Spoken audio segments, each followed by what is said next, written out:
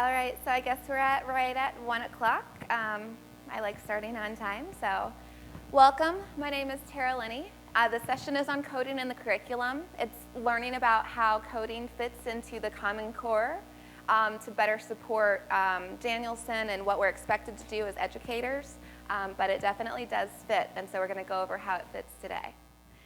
If you want to take part in today's meet, it's todaysmeet.com/coding with a capital C, lowercase n as in I-N, capital C-U-R-R. I've also posted my presentation on the ICE site, so if you have a link to that, then this is hyperlinked as well.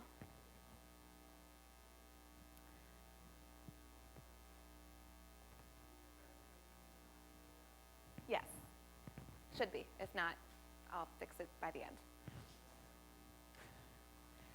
All right, so let's begin. So, again, my name is Linney. Currently, I work as an instructional technology coach in Richland for Richland School District, which is down in Crest Hill, a little north of Joliet, if you're familiar. Anybody familiar? Do you have any neighbors here? Awesome. Hi, nice to meet you.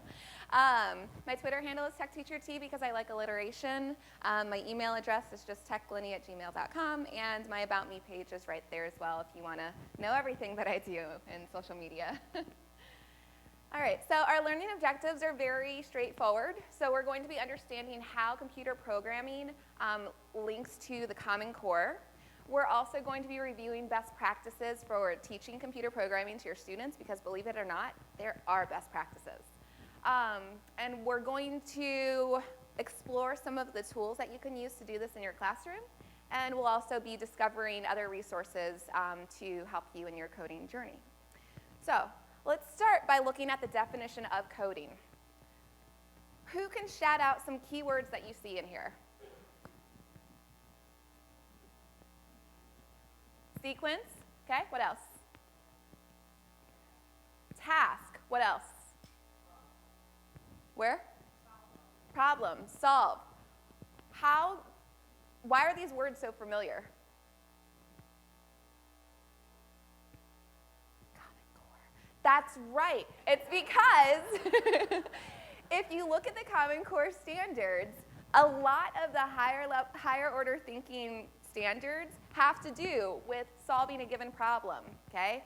Doing a specific task to get there, sequencing, performing, instructions, all of this. It basically has Common Core written all over it. It just says coding, okay? Another thing that I want to go ahead and clear up is that coding and computer programming are two separate things, okay? So coding is more script-based. When you have your languages like JavaScript and Ruby and Python and C++, that is coding. That is the script-based coding of having to get words, well, not even really words sometimes, characters, letters, numbers, all of these correct in order to make the program work.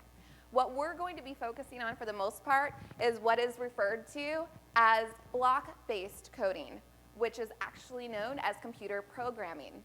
Because when you work with block-based things, you're putting them together, you're creating that sequence of instructions in order to get it to do something without having to do all the very fancy typing that goes into coding, okay? Also, with script-based coding, so your Java, your C++, things like that, if you get one thing wrong, the entire thing is wrong. And you have to nitpick through the entire program to see what that one thing is. All right, so let's jump right in. Who loves the Common Core? Woo! No. Wait, what state is this? Illinois. Okay, just making sure. So, first things first. With Common Core, coding integrates beautifully within the ELA standards. I am a big fat nerd, and over the summer, and as in last summer, I actually went through all of the Common Core standards, and I was like, ooh, programming, that fits there, and that fits there, and that fits there. So yes, I have done the legwork behind this, okay? And also a lot of the implementation. So with the Reading Informational Text Standard, you have cause and effect relationships, okay? That's RI3. And it's how that relates to programming is because students have to understand that if this happens, then this is going to happen, right? It's like a science project, but it's ELA. So We're going to do one activity together. Raise your hand if you like group work.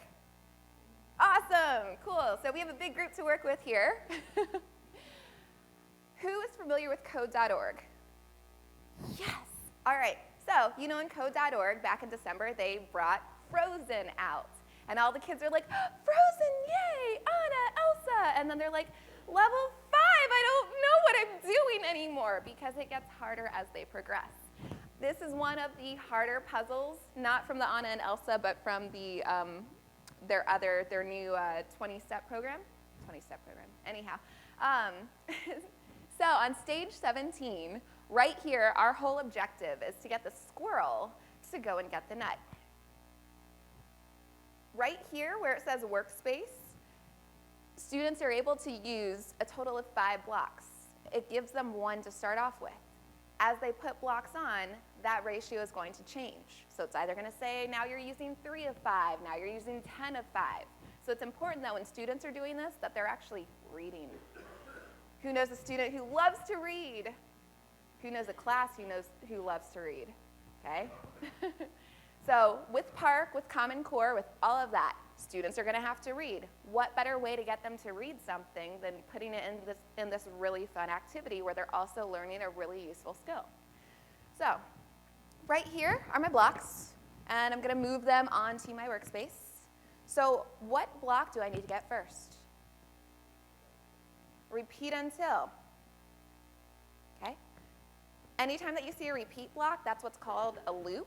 And it's also a conditional, right? So it's going to repeat this until it gets here. What else do I need?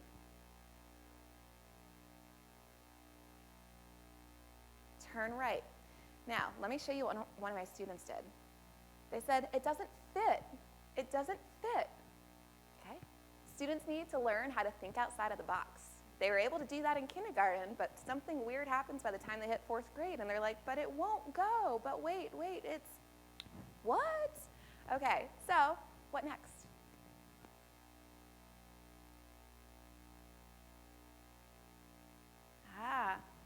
Now you're starting to use questioning techniques, okay? You're starting to ask, why am I going to do that instead of doing something else?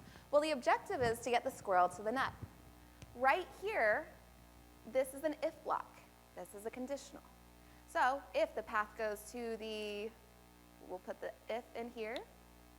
If the path goes down left, then which way should the squirrel go?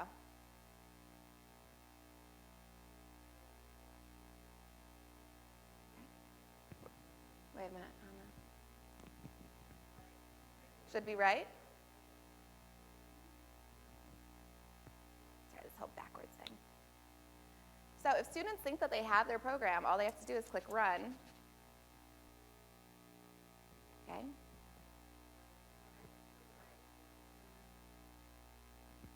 Gotcha. So this is problem solving, huh? Gotcha.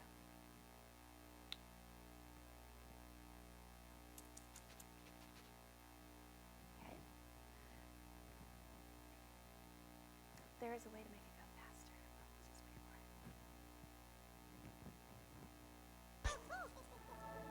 wait for it. So you'll notice that as a group, we did not get that on the first try, but we didn't say, I quit, I'm done, I'm going to throw the computer across the room. Okay? Students aren't going to say that either. Now, if we look into, this gets a little bit addictive, so I have to close out of that. All right. So if we look more at the reading informational text standards, students are working with keywords. They're working with sidebars, interpreting information. They have to know that if they use this block, here's what it's going to do. Also, when you get into 6th through 8th grade, you've got reading literacy in science and technical subjects, okay? With coding and computer programming, students have to follow precisely a multi-step procedure to perform the task. That's essentially what computer programming is. Because if they leave one step out, if they mix one step up, the entire thing is wrong. What better way to teach them, A, to read, and B, to be able to hit this standard than by doing computer programming? Okay? Another example in language. Raise your hand if you're a Google Apps for Education school or district. Okay? And if you have young kids who are working on Chromebooks, okay? My current district just rolled out Chromebooks this year. It has taken second grade the longest time in the world to understand how to log onto their Chromebook because they thought that the @ symbol was an A. Well, that knowledge can then transfer over into programming, saying if you type this, it's not going to work because it's case sensitivity. Whenever I see language and how that's used in programming, you automatically think of a spelling test, okay? If you're an elementary teacher and you're giving a spelling test where they have to like write a sentence out and have the proper punctuation and capitalization, you're marking off, it's wrong. Same thing with programming. One little thing wrong, the entire thing is wrong. And it's up to the students to figure out where they made the mistake. Okay. Another really, really empowering thing in classrooms is that programming activities help to support speaking and listening standards, okay? Because students have to interact with each other. This is not an activity where you say, all right, here's some Chromebooks, go ahead, do your thing. No talking though.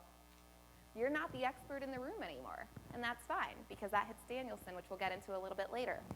But with speaking and listening, students have to speak in this new language, and they have to say, they can't just say, I want that thingy to go over there.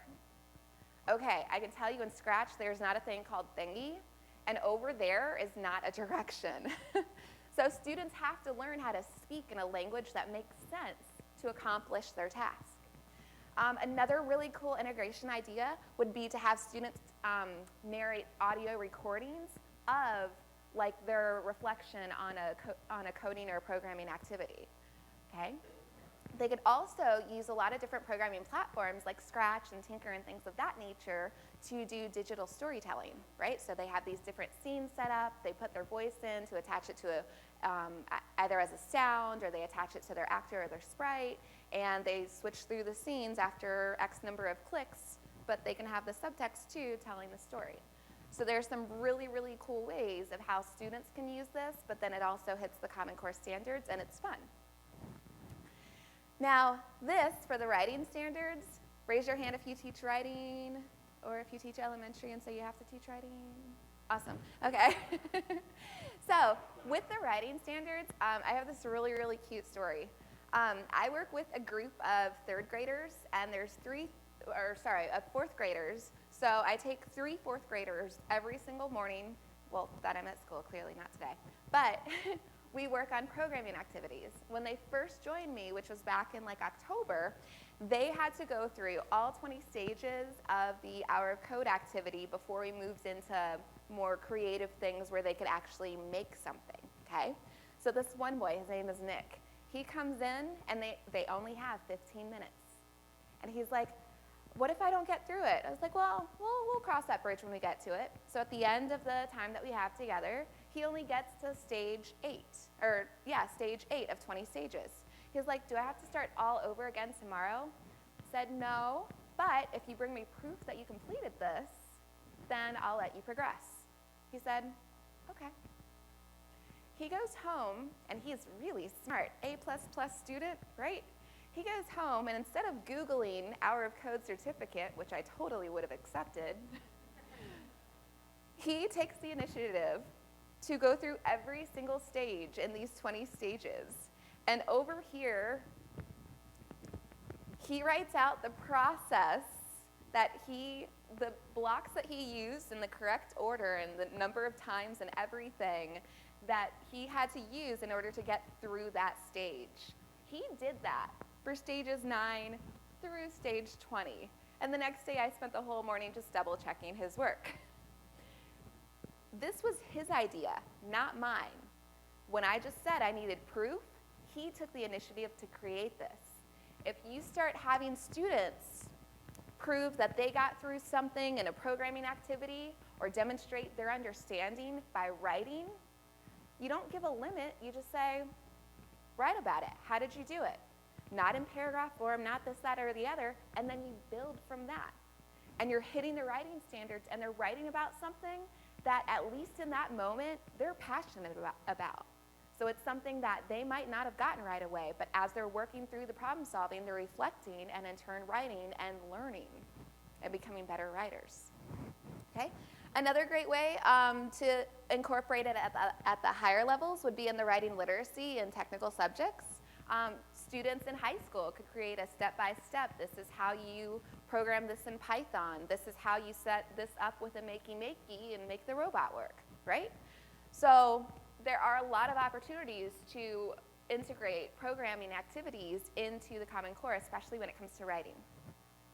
All right, now math. Who are my math people? Middle school math, elementary math, high school math? Awesome, I love math. Okay, so mathematical practices, that entire standard basically screams programming, okay? Especially MP1. So MP1 is all about making sense of problems and persevering in solving them. If that does not define programming, I have no idea what does. Because A, they have to understand what they're trying to accomplish, and B, they can't give up if they don't get it the first try. Over here, this is a really fun and very challenging activity that we'll work on together. So Anna and Elsa, when Code.org came out with the whole Frozen activity, there's a stage that there's a point at which Anna and Elsa becomes really, really challenging, and girls stop to like them as much because they're so challenging. They still do like them, though. And when you look at the 4th grade standards for measurement and data, raise your hand if you've already started teaching about angles. Okay. So on Common Core, they're going to have angles-based questions, and unfortunately, that's something that's not really taught until the end of the school year for 4th grade most times. So this is a really fun activity and a great way, and it's free, to start incorporating this so that students understand what an angle is by having them do an actual task and calculating how many degrees the actor has to turn in order to draw the rhombus, right? Shapes, too. So we'll do this one together. And the really nice thing about Code.org is that they give you hints. So if you don't get it, you just like go down here, and normally there's a hint. And sometimes not. Also, if you click where it says Show Code in the upper right-hand corner, this is really cool. This is new this year. This is the JavaScript behind the blocks for Code.org. So now, if you want students to get that understanding of the actual coding scripting language, they can toggle back and forth to see, oh, I put these blocks up. Here's what it would look like if I programmed it in JavaScript. All right, so we're making a rhombus. So far it says, when run, that means when I click run. And here's what I was talking about as far as the speeds. If you move this dial, it can go really slow if it's on turtle and really fast if it's on rabbit. So the kids like to see it go really, really fast when it's a whole bunch of colored circles. But for this one, we'll go a little bit slower. All right, so I'm moving forward by 100 pixels. Then I'm turning right by what degree? So here's my actor. I'm moving forward by 100 pixels. What degree angle is this that I'm turning? 60? Okay. The nice thing about this particular program is that there's a drop down, so students don't have to put in like 57. Oh, no, it's not quite there. 61. Let's keep trying. All right, then I'm moving forward by 100 pixels, and I'm turning how many degrees?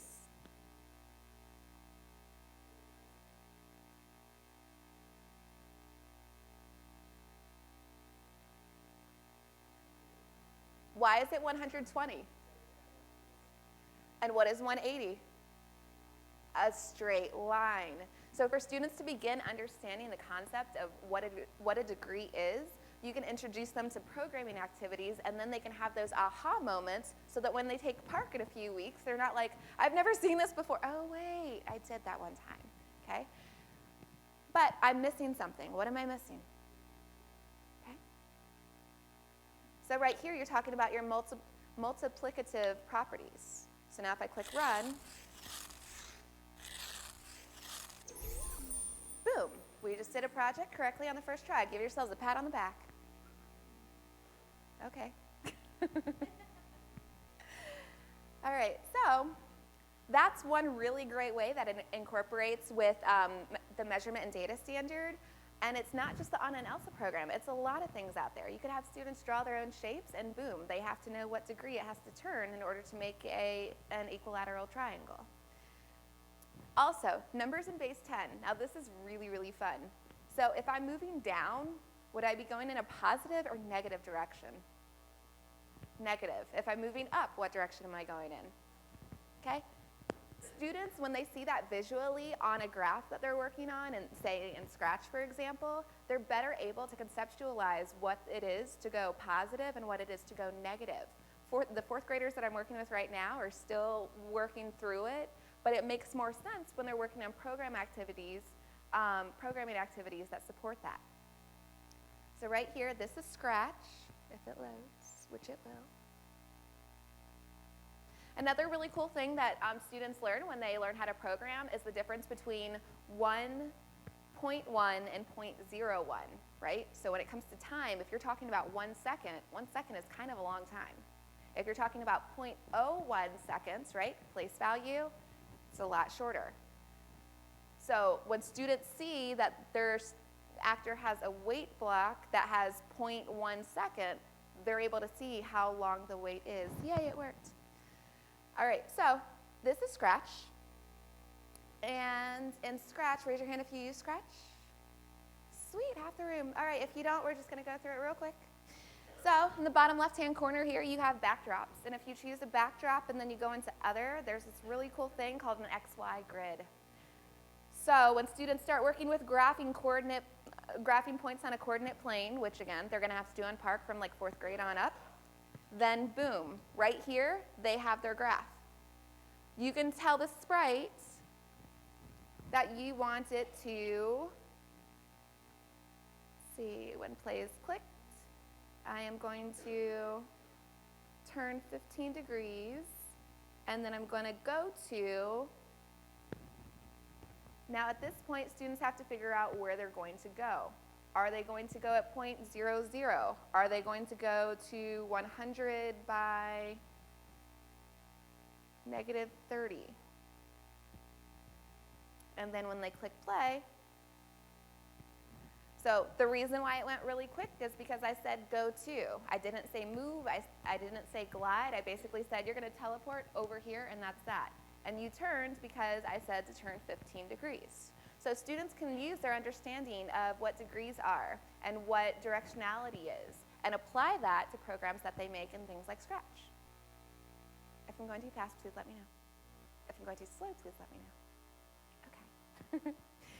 So another really cool thing, this is my friend, my virtual friend. His name is Brian Aspinall. Raise your hand if you've heard of him. All right. Brian is really super duper cool, and if you want to tweet him right now and tell him I'm talking about him, that's totally fine. So what he does, he's actually up in Canada, and he uses Scratch for everything that's programming based that he does with his students. And he's made these really, really cool videos about how you can program the Pythagorean Theorem using Scratch so that students know that this plus this equals this, or it's just amazing, like this squared plus this squared. He also has some videos on how you can code the volume of a cylinder. So I've put some of those links on the presentation, but there's also a link to his entire channel up there as well. Okay. All right, now we get to the really fun stuff. Raise your hand if you've already been teaching some type of programming to your students. Okay, shout out what it is. All right, shout out how long you've been teaching it. Okay. Shout out how many times a week you do it.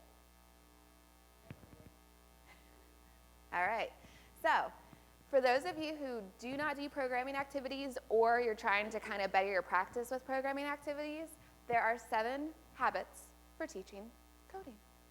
Are we ready? Okay, you're going to be surprised. The first one, get frustrated. Too often in education, we're expected to be so perfect, but if you look at Danielson, nothing really about it says perfect. It's more about getting students to be their own, to take learning into their own hands, right? So it's about empowering the students, and it's about engaging the students. So if you show students what it's like to get frustrated, A, you're showing them that you're human, and that's what they need to see.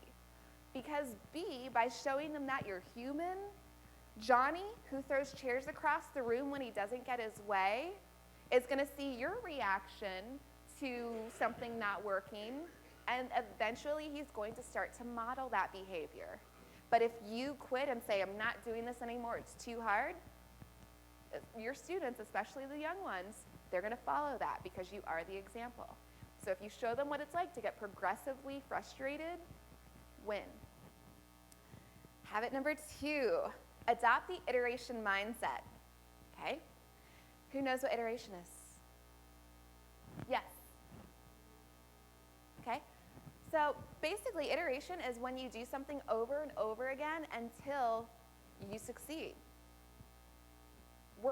In education, we're not really set up to iterate, are we? We're set up to teach you the 80%, not stress too much about the 20%, get everything right on the first try, so on and so forth.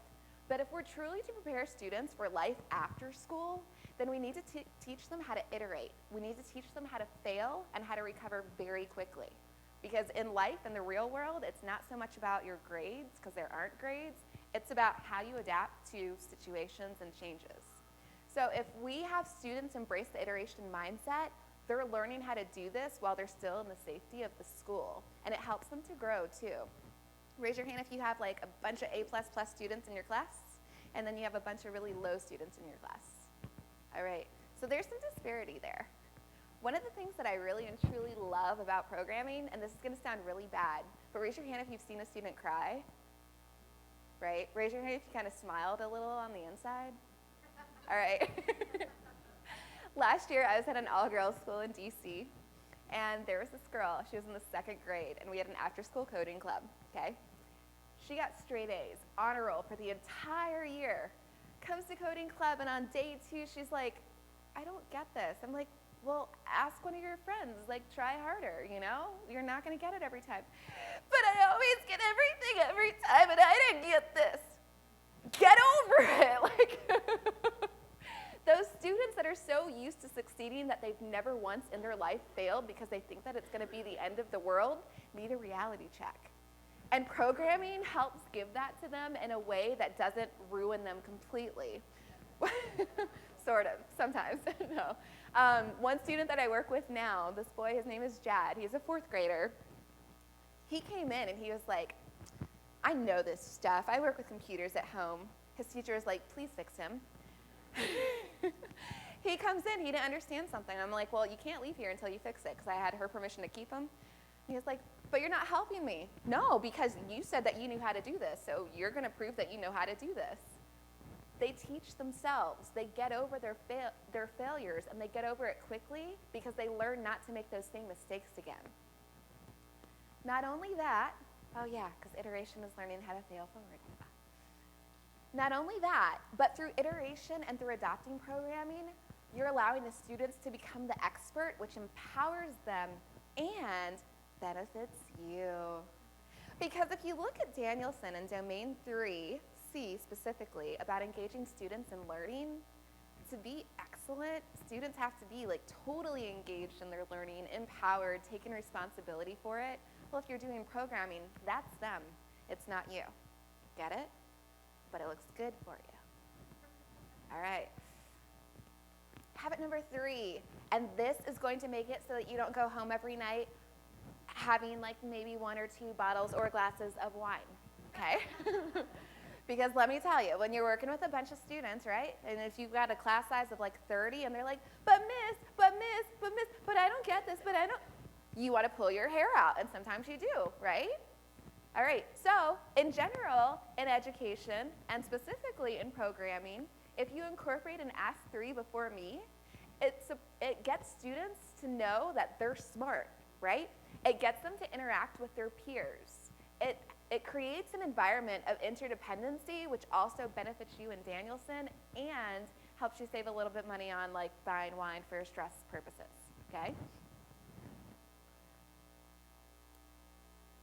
All right, habit number 5, utilize pair programming. Who knows what pair programming is? What is pair programming?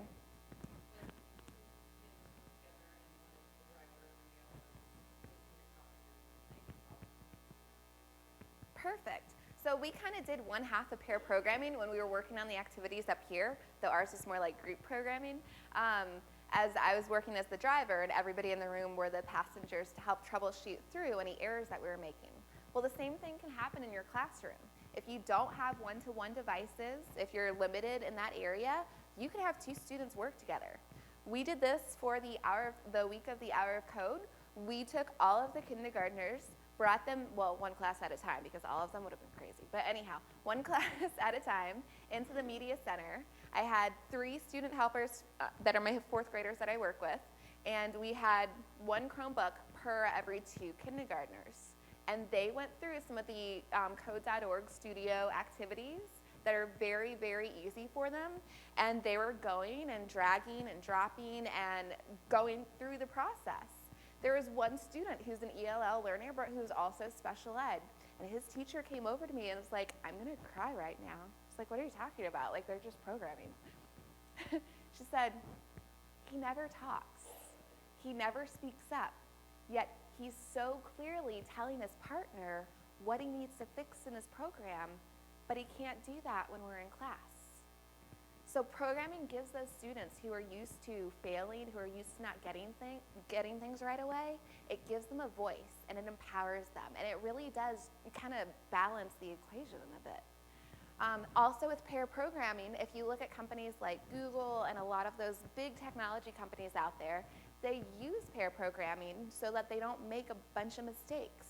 It's why when something crashes in Google or Classroom doesn't work or whatever, they've got 2 programmers working on the fix, not just one, okay? Because one is looking to see what the other needs to fix. Okay? Also, this is one of those life lessons, just as an educator, that you learn right away, right? Raise your hand if your first year was not too long ago. All right, so I've been in education for 5 years now. I still remember my first year clear as day. If you don't read the lessons ahead of time and you go in and think, oh yeah, I can wing this, whoo, that bird lost its wing real quick. So, long story short, because we don't have much time, I drove to California from Washington, D.C. last summer. I know, crazy, right? And my car still works. That's the crazy part. Anyhow, so drove over there to help tinker out with some of the coding camps that they had over the summer. So I thought, oh, I got this. I was doing like the regular tinker stuff in my old school. I don't need to prepare that much. Yeah, day 1 was okay. By day 2, a word came up that I did not know. And that word was restitution. Who knows what restitution is? And not the paying someone back. No one? Restitution is the bounciness of an object. Okay, I was really good in physics and even I didn't get that. So I broke down, took out my phone, and I was like, okay, Google, what is restitution? Because I am in a room with 8 kids who are looking to me to at least know this if I know nothing else, and I didn't know it.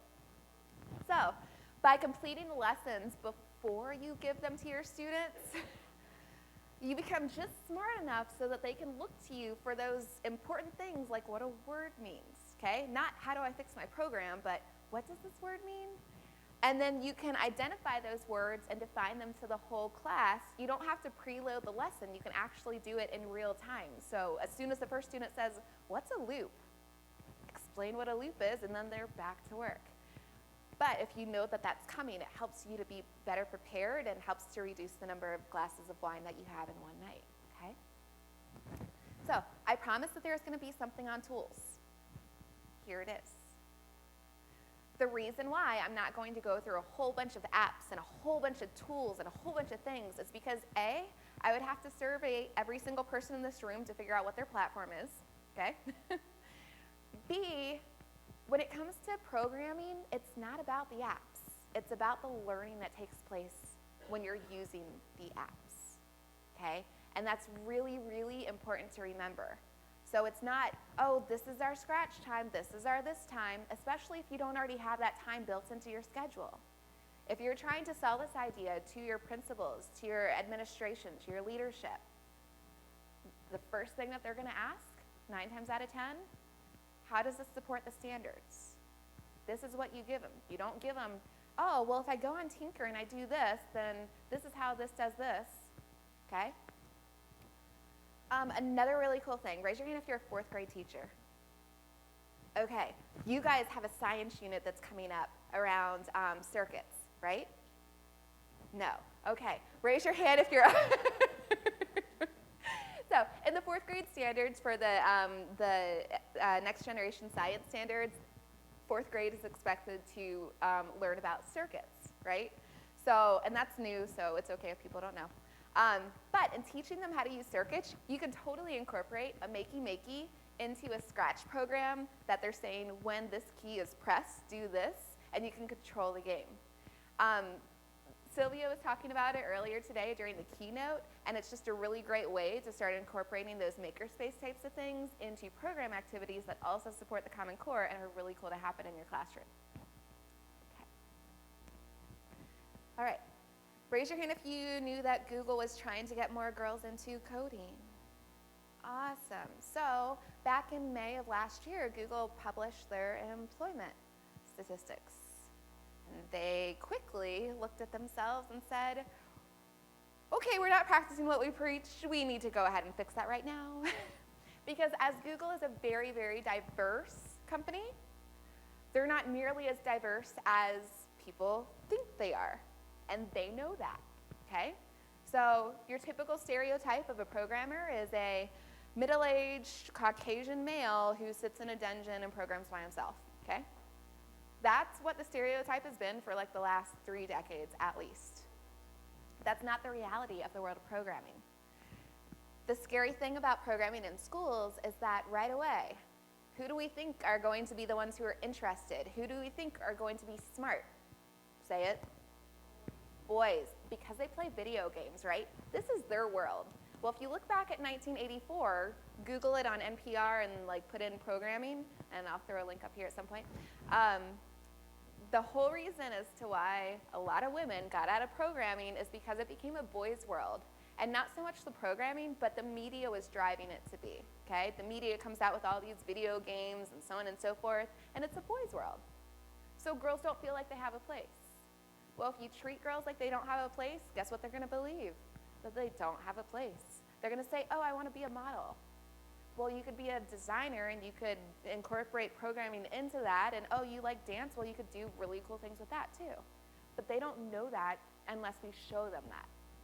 So what Google has done is they've created this Made with Code initiative, which is so amazing. They have a whole slew of videos, so if you go to madewithcode.com, there's a whole big resource of not only activities, but also mentors, inspiring videos from other girls, but also inspiring videos from people who work for Pixar, right? And she tells her story of how she got into programming. This is a short video that might load. The world is made with tiny bits, with invisible stuff and weightless things. The world is made with DNA. Yes? Drawn together into tigers and cathedrals and snow cones. The world is made with bits of language, letters and spaces and numbers, organizing nations and brunch and love. The world is made with you, unreplicable, particular you. Who are made with tiny bits and words strung together, you whose effect can be enormous, life-changing, history-making, world-better-making. The code to change is also made with tiny bits and bytes drawn together. To dig wells, to share a joke with millions, to get directions.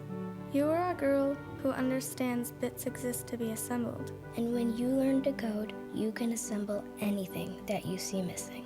And in so doing, you will fix something. Or change something. Or invent something. Or run something. And maybe that's how you will play your bit in this world.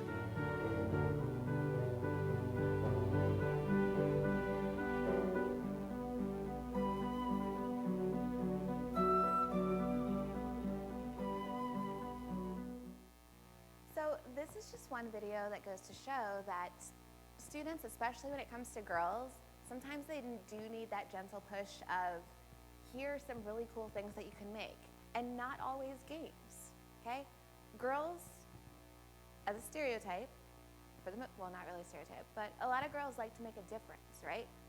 They like to be helpers. They like to make people feel better and things of that nature. Well, you show them some of the things that other girls have made, and they can make a difference. You can utilize this in, say, a passion project or 20% time and have them solve a problem, because girls are problem solvers, okay? Definitely, go for it. Okay.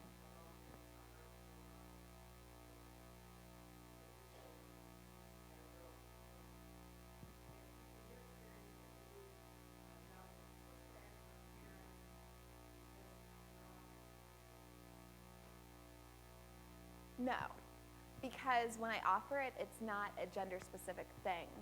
It's a resource that they can, so I offer choice in some of my activities with the group that I work with, and so they can choose to go here or they can choose to go there. For example, during the week of the Hour of Code, Made with Code had where you could light up the tree, but that was under Made with Code, which was like getting girls into coding. Well, the boys and the girls participated in that because they wanted to. During our Family Hour of Code event, boys and girls participated in the Made with Code because they wanted to. So it's more left up to the students' choice and what they want to explore.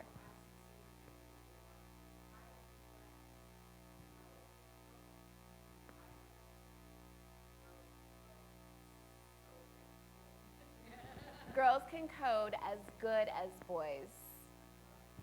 There you go. And then that way you're not saying, or better than boys. So that's one way to create equality. So raise your hand if you still need help with any ideas that you want to incorporate into your classroom. Okay, well, in case you're shy and you don't want to speak up, that's fine. There are some excellent resources here. So number one is, let's see, no, okay, that's fine. Number one is code.org. If you go to code.org and click Learn, they have a lot of really great resources. They also offer free professional development at various places around the country. Back in October, I drove to one in Iowa, but they offer ones way closer too. Iowa's really not too far. It's actually quite pretty. There's also a book called Hello Ruby, which is really cool, which gets girls to understand how Ruby works, and that's one of the higher programming languages. Khan Academy is a lot of fun, so if your school has bandwidth that can support YouTube videos, Khan Academy is a really, really great place to go because it gives students interactive video tutorials on how to go through the steps, and then they have a challenge at the end in which they have to remember everything that they just learned. Made with Code. Google's Computer Science for High School is really great if you're a high school teacher, and then CS First is also a really great place to look for resources. For social media avenues, you have #KidsCanCode, and Todd Lash was in here. He's somewhere in the conference. He's a part of that, and #CSK8. Kids Can Code happens on 7 p.m. Central Time, and then Wednesday is the CSK8 chat. If you follow #Hour of Code, that happens anytime. Oh, and Jen is here from Kids Can Code. She's a very active participant as well. And then on Google Plus, you have CSTA. Now, CSTA is the Computer Science Teachers Association, and they have like a whole site set up for different computer science activities, especially if you're a computer science teacher looking for ways to like improve what you're doing in your classroom.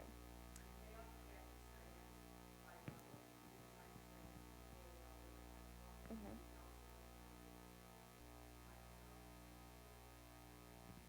Perfect. So if there are no questions for me, please complete the evaluation, and thank you.